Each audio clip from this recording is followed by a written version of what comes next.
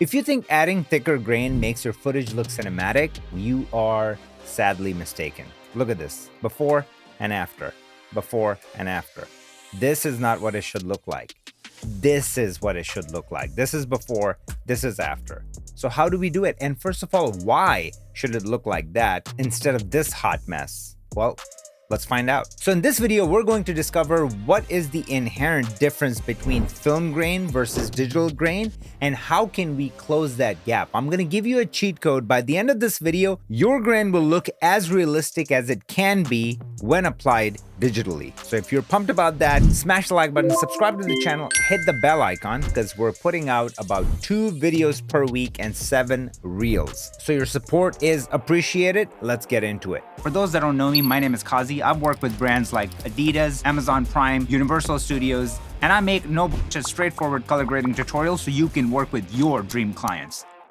All right, so the most common way to add film grain in Resolve is by applying the film grain OFX. Okay, so you slap it on, 16 millimeter, doesn't look bad. Let's just crank it up. Let's go to 8 millimeter 200T. All right, and if we look at this on paper, you would go, dude, this looks pretty good. Like, what are you talking about? Like, this looks very realistic. It does not even close. What makes it look so fake, and let's just exaggerate it so we can really see it.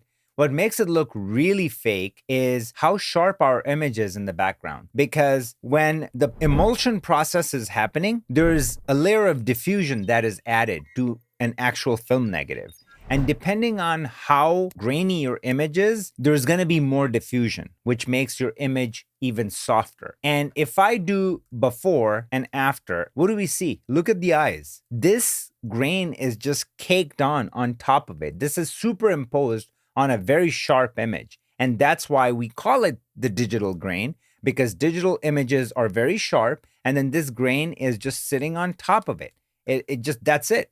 So when we play it through, it just looks and feels fake, even if we don't know what was going on, even if we didn't know the what behind why it was looking fake. So how do we fix it? Now, speaking of realistic film looks, before we jump on to how to do it the right way, I do want to show you something that is an ultimate cheat code. It's called RapidGrade.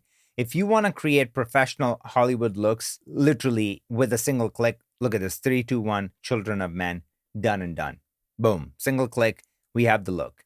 I can show you our charts for the difference that we're making, where we're starting and where we're ending up. Like, look at this, what we had and what we created with a single click, and it's 100% customizable. You can get in there, do whatever you want. We generate 52 looks per year. It's 1 look a week, and it's not just me, it's other professional colorists around the world creating this for you so you have a look for any scenario possible, and you can start from scratch and build your own thing if you want. So if you're interested, check it out. Link is in the description. Let's get back to the video. Let's create a new version.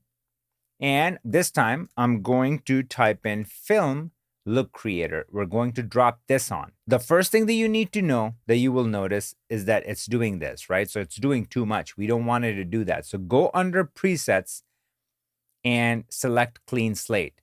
By the way, if you are not familiar with film look creator, or if you want to see a crazy deep dive, then you should click up top or in the link below. I've done over an hour-long video taking you through every single thing in here and giving you the ultimate game changer parameters that will make your footage look chef's kiss. So check that out after you finish watching this video. All right, so nothing is happening, right? Because we're starting with clean slate. We're gonna go down here under grain. We're gonna turn it on, and this is 35 millimeter. I'm gonna keep it pretty close. And if we do before and after, you're starting to see the difference already. Let's go here and keep an eye right here in the actual eyes.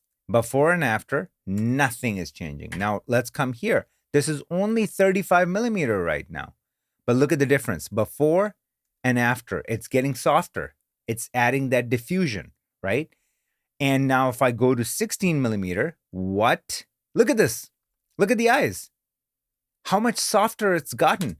So now when I play it, oh my God, this is what would have happened to an actual film if it was 16 millimeter and if it was actually grainy. Now watch this. I'm gonna punch it again. I'm gonna hold it right here. Check this out.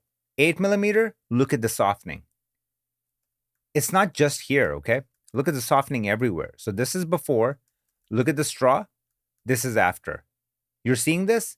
Let's go to 16 millimeter. This is before. This is after. The grain is in the bones of your image.